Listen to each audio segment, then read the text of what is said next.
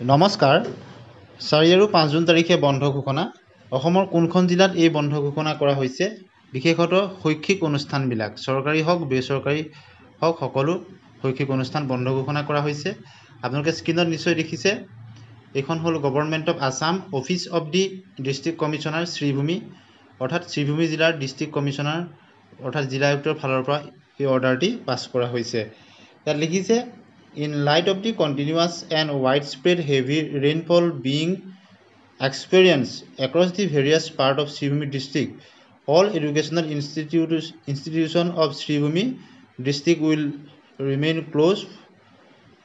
on 4th June and 5th June. This has been approval for the competent authority. অৰ্থাৎ প্ৰবল বৃষ্টিপাতৰ প্ৰতিকূল বতৰৰ কাৰণে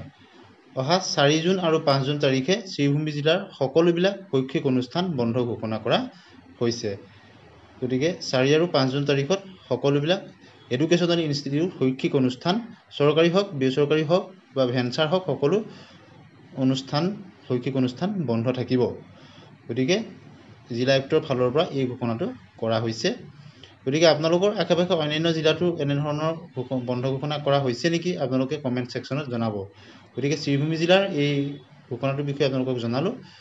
গতিকে আপোনালোকে আপোনালোকৰ মতামত কমেন্ট সেকশনত জনাব আৰু চেনেলটো সাবস্ক্ৰাইব কৰি দিব ভিডিঅ'টো লাইক